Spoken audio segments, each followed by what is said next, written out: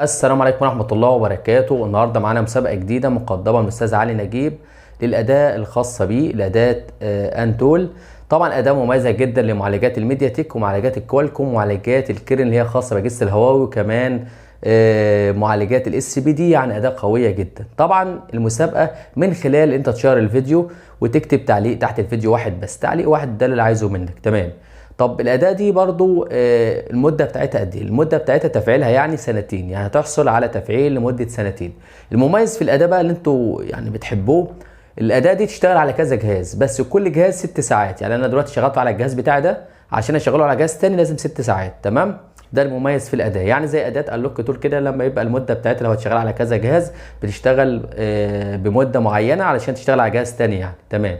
يعني ما تشتغلش على جهاز واحد بس، لا بتشتغل على جميع الاجهزه، بس كل جهاز بين الجهاز التاني 6 ساعات.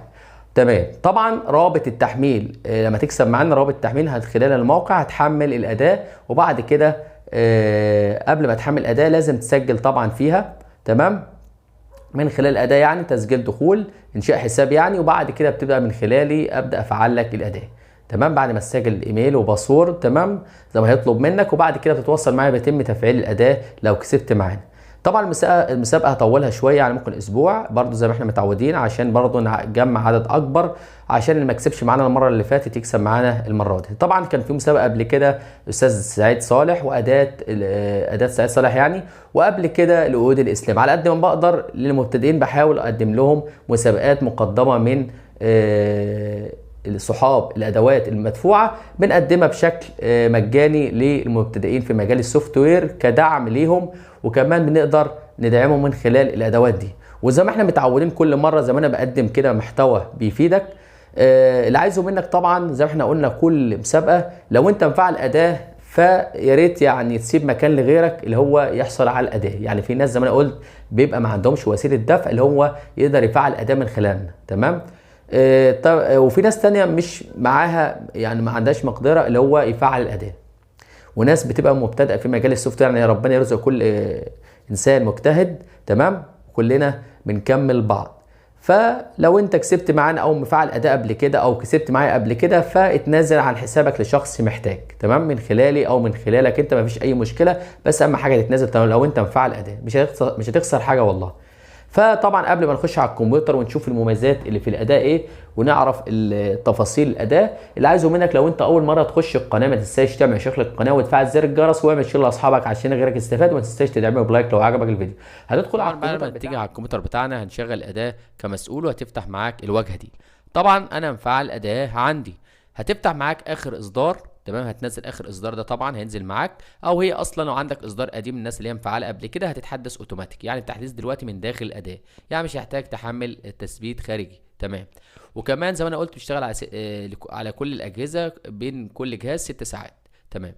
زي ما انتم شايفين كده بيكون مثبت تعريفات وكل حاجه. ده قسم خاص بتفليش اجهزه سامسونج. تمام. وهنا ده قسم خاص بحذف حساب جوجل لمعالجات اكتونس ومعالجات كوالكوم. تمام. يعني تقدر تحذف حساب جوجل لحد اندرويد 7 في وضع ايه؟ وضع الداونلود، يعني وضع التفليش. تمام. هنا بيعمل اصلاح لملف البي اي تي لما يبقى الجهاز واقف على علامه تعجب كده، يعني ما كملش سوفت، تضغط هنا بدل ما تفلش فلاشه كامل بيعمل اصلاح. هنا بيعمل قراءه للبيانات، يعني بيانات للجهاز، يعني يعرف لك الفلاشه الموجوده على الجهاز ايه او بيانات الجهاز، من خلال تعمل ريد انفو في وضع الام تي بي، يعني الجهاز يبقى واقف على حساب جوجل او شغال وتعمل قراءه من خلال الاختيار ده. تمام. قائمه التست بوينت طبعا زي ما انتم شايفين كده، تيست بوينت قصدي، اللي انت تقدر تعمل زي ازاله حساب سامسونج من خلال الاختيار ده. طبعا اصدار 1/6/2023 او الاصدار ده زي بتعمل باتش كده، بيبدا يفتح لك ثغره المتصفح اللي هي بتعملها نجمه، اللي هي اللي بتاعتي خاصه بمكالمات الطوارئ. يعني لو ضغطت كده مثلا وحبيت اضغط على الاختيار من ده وحبيت اعمل حساب جوجل، حذف حساب جوجل، هنا بيطلب مني ان انا اعمل نجمه شباك 0 نجمه شباك. تمام. عشان اقدر افك شفره المكالمات الطوارئ اللي هي خاصه بحساب جوجل، بس لازم يفتح معاك القائمه دي. تمام. ده للاجهزه الحديثه ودي الاجهزه القديمه. تمام. دي خاصه بفتح ثغره حساب جوجل اللي هي من خلال مكالمات الطوارئ. وهنا بتقدر تحذف حساب جوجل، وهنا تفعل ادي بي. تمام. لما تقدر تفعل الاختيار ده تفعل ادي بي، يعني هتقدر هنا تتخطى حساب جوجل من خلال الاختيار ده، او تفعل ادي بي من خلال الاختيار ده يعني. تمام. من خلال مكالمات الطوارئ يعني. وهنا بيعمل ديسيبل لاجهزه السامسونج اللي هي النوكس والام دي ام والكي جي، لو عليه حساب جوجل كمان وحاسب حساب جوجل كمان لاندرويد 10 و11. يعني بيعمل كذا عمل، بس طبعا من خلال مكالمات الطوارئ زي مثلا تبات المدارس وكده. بعد ما تفعل مكالمات الطوارئ من خلال الاختيارات دي هتقدر تعمل ديسيبل قبل ما يخش على الواجهه الرئيسيه، بتعمل قفل للنوكس والحاجات اللي احنا عارفينها. تمام. طبعا دي قائمه خاصه برضو لاعاده تشغيل في وضعيه الام تي بي. تمام. ضبط مصنع زي تبع المدارس والحاجات اللي احنا عارفينها. تمام. في وضع لما يبقى واقف على الباسورد مثلا او واقف على حساب جوجل ممكن تعمله ضبط مصنع تاني او يبقى الجهاز شغال. هنا بيعمل تعطيل للتحديثات بس تبقى مفعل خيارات المطور. يعني الادي بي دي يعني اختصار تبقى مفعل خيارات المطور. تمام. وتقدر تعطل التحديثات عشان لو في اجهزه لو حدثتها ما ترجعش تقفل منك تاني، زي اجهزه شاومي مثلا، اجهزه اللي هي بعد التحديث بتطلب حساب فانت بتلغي التحديث خالص. حذف حساب سامسونج، في اجهزه بتجيلك سامسونج من الاجهزه القديمه او حديثه ما بتعرفش تحذف حساب سامسونج اللي عليها. تمام. فده يحذف لك الحساب بس تكون مفعل خيارات المطور. اي اختصار بين قوسين كده مكتوب ادي بي يعني تكون مفعل الادي بي عشان تقفل النوكس، تفعل ادي بي عشان تقفل النوكس والام دي والكي جي، تفعل اللغه. تمام. لو عايز تضيف اللغه يعني. تمام. من خلال الاختيار ده تفعل لغه الكيبورد يعني. تمام. من خلال تفعل ادي بي. وهنا اضافه اللغات طبعا من اندرويد 9 و10 و11 و12 و13 من خلال ايه لغه التليفون ده الكيبورد. تمام. هنا تقدر تفعل اللغات للاجهزه المكتوبه هنا لحد من اندرويد 4 ل 8 و9 و10 و11 و12 و13 بيضيف لك اللغات اللي هي خاصه بالجهاز، يعني الجهاز يبقى معرب تعريب كامل. تمام. هنا طبعا اختصار كده يعني بيدخلك في وضع الداون مود، وضع الريكفري، وضع الفاست بوت. تمام. الاختيارات دي تبقى طبعا مفعل الادي بي، ركزوا على الحته دي. هنا طبعا خاص بعمليه البوت او اصلاح البوت لبعض الاجهزه، اصلاح منطقه البوت للاجهزه المتوفره دي. تمام. من خلال برضو بتضغط على الجهاز وتوصل الجهاز وهو مغلق ويبدا الجهاز يعمل اصلاح للبوت. وطبعا انا كاتب لك الحمايات، يعني كل جهاز ومكتوب الحمايه بتاعته، غير كده مش هينفع. لازم تتاكد من الريكفر الحمايه بتاعته كانت عليه ايه اهو. الام تي كي زي ما انتم شايفين ازاله حساب جوجل. تمام. لبعض الاجهزه لمعالجات الميديا تك اهو. ازاله حساب جوجل في وضع الداون مود، ازاله جوجل في وضع البود لودر، ازاله في وضع البروم مود. يعني بعض الاجهزه زي مثلا ايه 10 اس الحاجات اللي احنا عارفينها دي اللي هي ميديا تك خاصه بالسامسونج. دي فلاشه طبعا بتبدا تعمل زي في تعمل ريكفري معدل في وضع في وضع الادي بي، يعني تبقى مفعل ادي بي ريكفري تي دبليو ار بي. تمام. وتقدر تعمل زي من خلال ملف طبعا الاختيار ده بتقدر من خلال لازم تكون عامل روت عشان تقدر برضو تعدل الملف اللي هو الريكفري او الخاص بالجهاز. تمام. اللي هو ملف الاي اف اس برضو الخاص بالشبكه والحاجات اللي احنا عارفينها. ده خاص بالميديا تك، يعني اي جهاز خاص بالميديا تك هتقدر تعمل اي عمليه من العمليات دي. تمام. تختار العمليه دي لو عايز تفتح البروم لو الجهاز مش بيقبل معاك، وتقدر تفتح حساب جوجل، ازاله ضبط مصنع، تخطي حساب جوجل، تخطي حساب شاومي لو الاجهزه التعريف ما بيثبتش بتعلم على الاختيار ده. تمام. وبتقدر تعمل اي عمليه من دول من العمليات اللي انت عايزها. فتح بوت لودر، قفل بوت لودر، قراءه للبيانات، تخطي حساب شاومي زي ما انا قلت، خروج من وضع الريكفري، ازاله حساب جوجل. ازاله حساب جوجل برضو اختيار تاني، كذا اختيار. وضبط مصنع، وضع الميتا مود طبعا اللي هو وضع الميتا مود اللي احنا عارفينه. يعني الجهاز بعد ما بتدخله بيبدا يخش لك شاشه كده والجهاز هو مغلق، بعد ما بيفتح في الوضعيه دي بيخش لك على شاشه سمراء كده ومكتوب تحت وضع الميتا مود. هنا طبعا تقدر تعمل قراءة البيانات، ضبط مصنع لأجهزة فيفو طبعا بتنفع مع الطريقة وضع الميتا مود. وبرضو اهي زي ما انتم شايفين كده مكتوب ميتا مود لوضع أجهزة فيفو. تمام. تقدر تعمل أي عمليات من العمليات دي. ضبط مصنع، تخطي حساب جوجل في نفس الوقت مفيش مشكلة، ما هو ضبط مصنع بيحسب أحيانا حساب جوجل مع بعض. ده قسم خاص زي نقول كده ايه بياخد بيك اب من بيانات الجهاز، قراءة للبارتيشنات او البوت بتاع الجهاز، تقدر تمسح ملفات معينة او تاخد نسخة، الحاجات اللي احنا عارفينها يعني. هنا فورمات طبعا في وضع يعني بدون حذف بيانات لبعض الاجهزة بتقبل الاختيار الاولاني او الثاني زي اجهزة اوبو وريلمي بدون حذف بيانات. وهنا طبعا بيعمل مسح كامل، وهنا برضو مسح كامل بس امن، وهنا بمسح برضو يوزر داتا بيانات كاملة. يعني كذا اختيار تقدر تستخدمه بس اول اختيارين دول ممكن ما يحذفش البيانات. هنا طبعا لو حبيت تعمل باك اب تاخد نسخه من الفلاشه سكاتر، تمام، وتقدر تستعيد تاني الفلاشه، او تعمل باك اب لملف الايمي، او تعمل برضو نسخه من الملف الايمي برضو تستعيده الملفات اللي هي خاصه بالشبكه من خلال القسم ده، او تعمل ريست لملفات الايمي، تمام. بس ما انصحش بيها، حاول تاخد نسخه فقط، يعني ما تلعبش في مسح ملفات الشبكه غير لما تكون ناسخ الملفات لو انت هتعمل اي عمليه. هنا طبعا تقدر تفلش فلاشه سكاتر من خلال القسم ده، بتختار الملف سكاتر من هنا، تمام، يفتح معاك الواجهه، تختار اي ملف سكاتر وتبدا تضغط فلاش وتختار الملفات الباقيه. لو معاك ملف دي اي بتختار ملف دي اي، ما معاكش خلاص ما فيش مشكله، تخليها اوتو او تخليها زي ما هي كده وتختار اي ملفات من دي، تمام. هنا طبعا اجهزه برضو تقدر تعمل زي ضبط مصنع، تمام، لمعالجات القديمه، تمام. ضبط مصنع طبعا دي لاجهزه النوكيا اللي هي هنقول عليها ايه الزراير، الاجهزه القديمه، الاجهزه الزراير، تمام، عشان الناس تبقى عارفه القسم ده. ضبط مصنع من خلال القسم ده، تمام، عشان الناس تبقى عارفه حذف الباسورد او ازاله الباسورد في القسم ده اللي هو خاص باجهزه النوكيا اللي هي الزراير. هنا طبعا القسم ده اللي اتضاف جديد، يعني ده قسم برضو خاص بحمايات الجديدة 2023 اللي انت تقدر تعمل طبعا في تجريب وفي شغال، يعني هتجرب وتشوف الدنيا هتظبط لحد ما ينزل رسمي كامل، يعني برضو هيظبط معاك في بعض الأجهزة، تمام. لأجهزة تكنو ده قسم خاص بأجهزة تكنو، حذف حساب جوجل للمعالجات بتاعة أجهزة تكنو من خلال القسم ده. وهنا أجهزة فيفو نفس الكلام مكتوب تجربة، هيبقى برضو في أجهزة تظبط معاك. وهنا طبعا قسم تاني بتختاره أي جهاز من الأجهزة دي، بتقدر تعمل أي عملية ما تختار الجهاز كده وتعمل إزالة حساب جوجل، تمام. أهو تكنو برضو نفس الكلام، اختار الأجهزة موجودة وتبدأ توصل الجهاز زي ما هيطلب منك. ده قسم خاص بقى فتح ثغرة المتصفح احنا عارفينه، وتفتح اليوتيوب او جوجل كروم او اي حاجه انت عايزها، او شاشه تيست مود اللي بتظهر هنا كده، بس بعد ما تضغط عليها هتظهر لك، بس لازم تعمل اعاده تشغيل، هي بتظهر هنا بس انا لسه ما عملتهاش، فلو ضغطت عليها هنا بيعمل تفعيل الادي بي في وضع الاس بي دي، بتضغط على الثلاث زراير، وبعد ما تضغط هنا كده بيعمل تخطي لحساب جوجل، يعني بيظهر لك رساله تدعم عمليه السماح من خلال التليفون وتفتح ثغره الادي بي، تمام.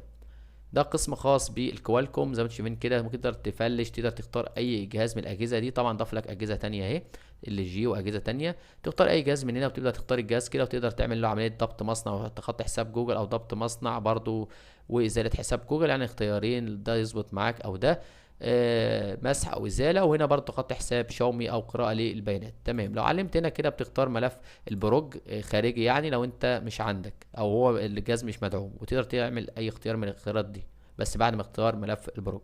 هنا قسم خاص بالتفليش، يعني التفليش ايه، يعني انا اقدر ممكن افلش اي جهاز، بختار مثلا الجهاز من هنا واختار ملف الروم والباتش، وبعد كده اقدر افلش الجهاز الكوالكوم زي اجهزه الهواوي، اجهزه هي خاصه بفلاشه اكس ام ال، يعني لو ضغطت كده هيطلب مني فلاشه اكس ام ال زي ما انت شايف كده، الصيغه بتاعتها كل الناس طبعا عارفاها اللي هي شغاله في مجال السوفت وير.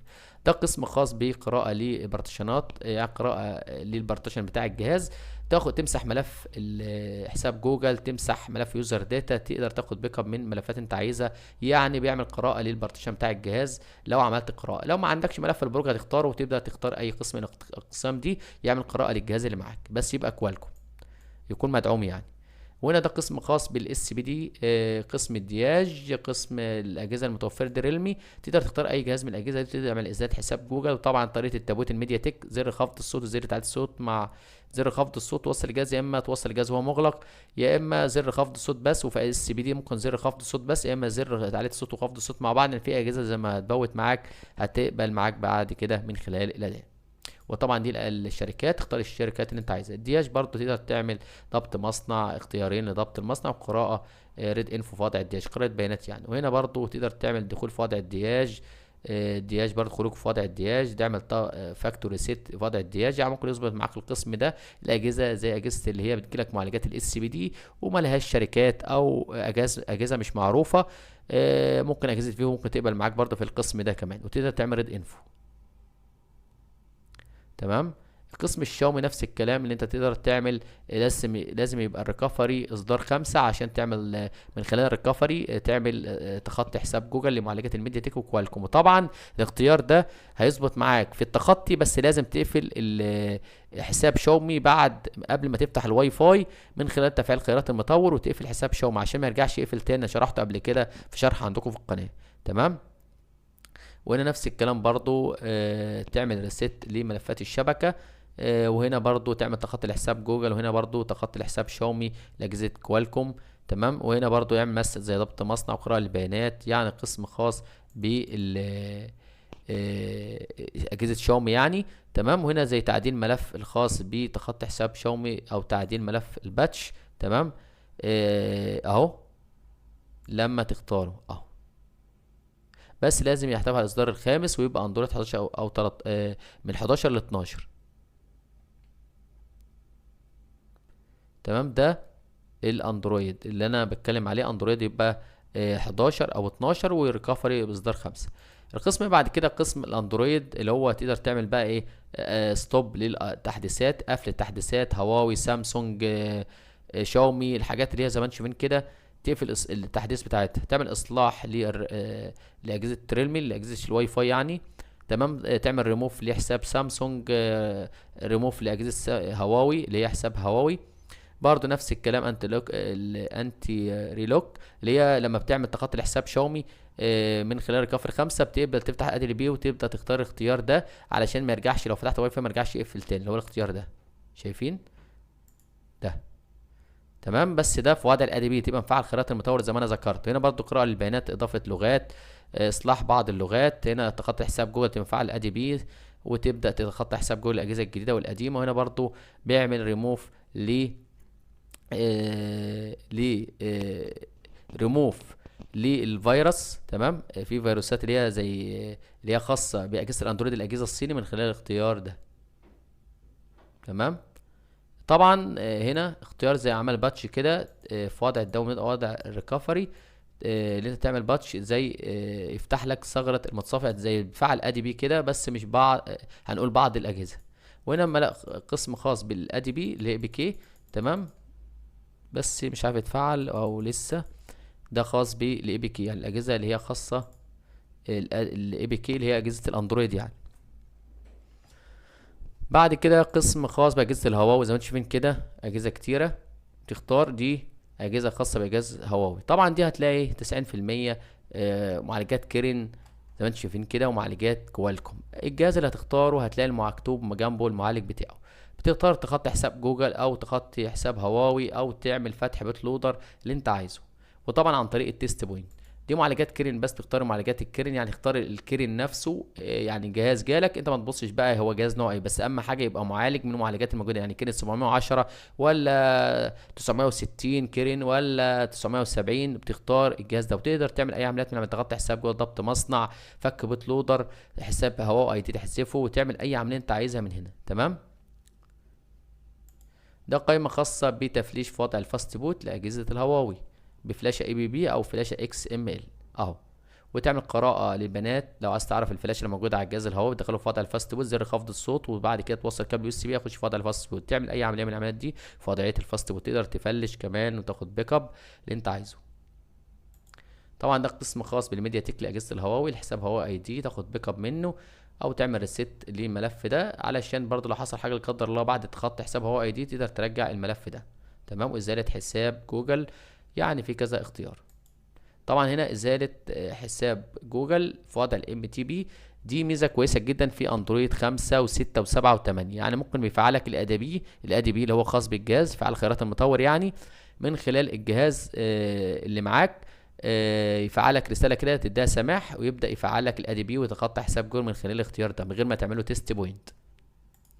ده قسم خاص بقى ان انت زي اجهزه معالجات الكيرن، استخراج ملف اي بي بي، يعني ممكن يحول لك فلاشه بصيغه اي بي بي، يخرجها لك مثلا فلاشه اكس ام ال او فلاشه بصيغه بس تبقى اي بي بي، ويبدا يحولها لك فلاشه تفليش اكس ام ال اجهزه الهواوي اللي هي تيست فلاشه بورد يعني. وهنا بيحول فلاشات اوبو، الميديا تك، والكوالكوم اللي هي بالصيغه بتاعتها او اف بي اللي هي ملف واحد، يفكها لك لفلاشه لو ميديا تك مثلا يفكها لك من او اف بي سكاتر. وهنا لو فلاشه كوالكوم او اف بي هيحولها لك اكس ام ال. ركزوا في الحته دي. طبعا ده قسم خاص بالميديا تك برضو، تختار اي عمليه من العمليات دي خاص بالبوت. وهنا ده قسم برضو خاص بوضع الفاست بوت، تقدر تعمل اي عمليه زي مثلا اجهزه ال اتش تي سي في بعض الاجهزه بتحتاج ملف اللي هو خاص بي اي تي، تمام، وتقدر تعمل قراءه للبيانات، تقدر تعمل اصلاح خاص بملفات الجهاز لما يجي لك رساله مكتوب دي ام، تمام، بتبقى واقفه على الريكفري، بتعمل اصلاح من هنا وتقدر تتخطى حساب جوجل. يعني قسم خاص بكذا حاجه كده من خلال القسم ده. وده قسم خاص بالتفليش للاجهزه اللي بتخش في وضع الفاست بوت، تمام. يعني كده شرحنا شرح سريع، ناقص بقى اخر حاجه، وهنا قسم خاص بالشروحات. لو غطى عليها هيدخلك على قسم خاص بالفيديوهات، وهنا تاخد لقطه شاشه وتثبيت التعريفات، يفتح لك قسم خاص بتثبيت التعريفات واصلاح الشاشه الزرقاء اللي هي خاصه بالتعريفات لما بتجيب لك شاشه زرقاء او جهاز راستر. وهنا قسم خاص بالتست بوينت، يعرفك التست بوينت لكل جهاز، يعني كل جهاز عايز تعرف التست بوينت هقول لك النقطتين اهو، تمام. طبعا داعم كذا شركه. طبعا ده احنا شرحنا شرح سريع للاداه. طبعا لو عجبك الشرح بتاعي ما تنساش تعمل اشتراك القناه وتفعل زر الجرس واعمل شير لاصحابك عشان غيرك يستفاد. ما تنساش تعمل لايك لو عجبك الفيديو. والسلام عليكم ورحمه الله وبركاته.